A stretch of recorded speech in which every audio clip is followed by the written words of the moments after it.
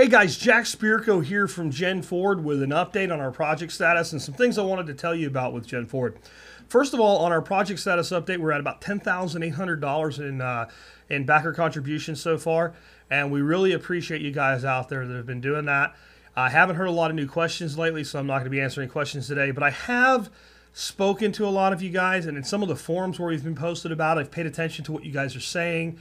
And I want to make sure that I am clear with you guys on what GenForward does for our members, for our journaling members today, right? Because we have this long time horizon in GenForward, and that's a very, very good thing. Yes, one day your great-grandchildren will read the lessons of the past and have them, and they will know you and know what you've learned so those lessons aren't lost. That is a huge part of what GenForward is. But it was actually the result of the vision that was GenForward. It wasn't my original motivation. It really wasn't. The way GenForward came to me originally is I had purchased a book for my wife.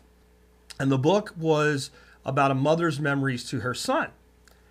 And I thought it would be a great Mother's Day gift. And she could put that together for our son. And she could just answer the questions. And that would lead her to all of these things that, you know, one day my son would cherish. And I thought, well, this is a good idea. So when I went out and found a similar book for fathers, and I started trying to journal in it.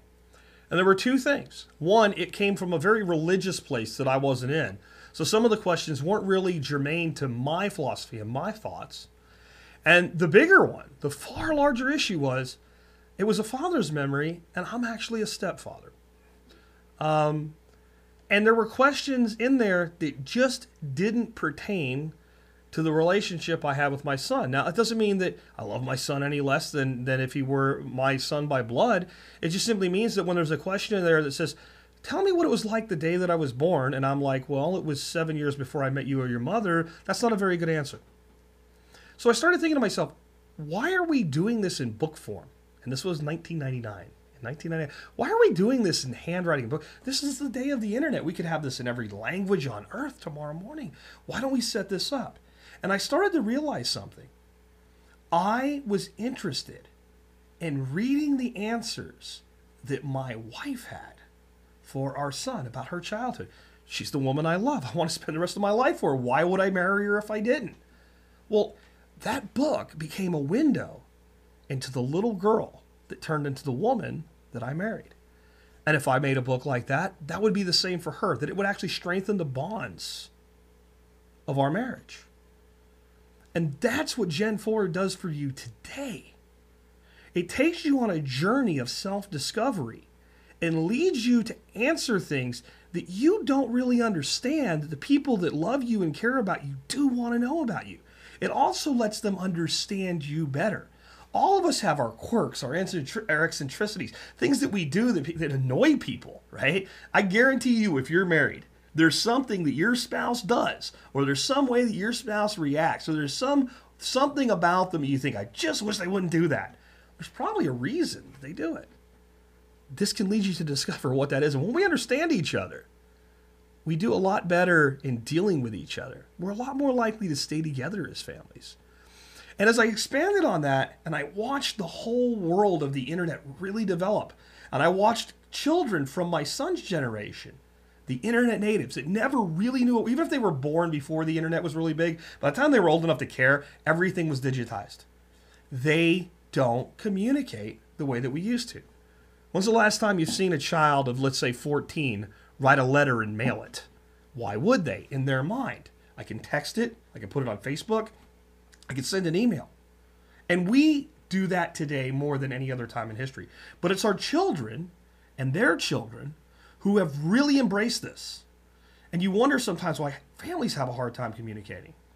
If you were going to go to a foreign country and you were going to act as an ambassador and you were going to try to communicate faith and goodwill and all the things that you'd want in a diplomatic relationship to the other side, if you were smart, you would use the method of communication and the language of the people that you were trying to have diplomacy with. Our children communicate in ones and zeros. Our children communicate with pictures and video and text in the digital world. If we want to have them have a better understanding of us and where we come from, we need to be communicating with them in their medium. That doesn't mean that we don't sit down and have family night. It doesn't mean that we don't read books. It doesn't mean that we don't teach our kids how to write a letter. I think those are all great things. It's part of why I'm doing GenForward, so these things are preserved. But it also means if we want to have higher level relationships with our own children, our grandchildren, our nieces, and our nephews, if we communicate with them in their preferred method of communication, more of what we're trying to say, more of what we're trying to convey will go in. There's another thing at play with that. When you're having a conversation with someone and you're having to try to, teach them, school them, or convince them of something, that like taking a certain path is a bad way to go, or that a certain decision is a poor decision, and they're in a point of defending that position, by continuing the conversation, you usually actually entrench them deeper into that position. Okay? When they can read it in their own time, take it in their own way, on their own speed, walk away from it and come back to it, they tend to be a lot more logical in their reception of it. See, GenForward is for your great-grandchildren, but it's for your children, it's for your wife, it's for your niece, your nephew, it's for your grandchildren, those of you that already have grandchildren. It's a better way to communicate, and it's a way to communicate that once something's been said or a picture's been sent or a question's been answered, it never goes away. It's always there when they want to go back to it and remember that lesson or remember that moment instead of being scattered all over the place and being fragmented. I believe that GenForward is the most valuable thing that we can bring out to strengthen family bonds, not just across the generations, but right in the current generations. With that, please consider backing our Indiegogo if you haven't already done so. Remember to check out our pledge and our Forces for Good campaign. We promise to do really good things for the world. If you can help us build that platform, we'll help you create your legacy.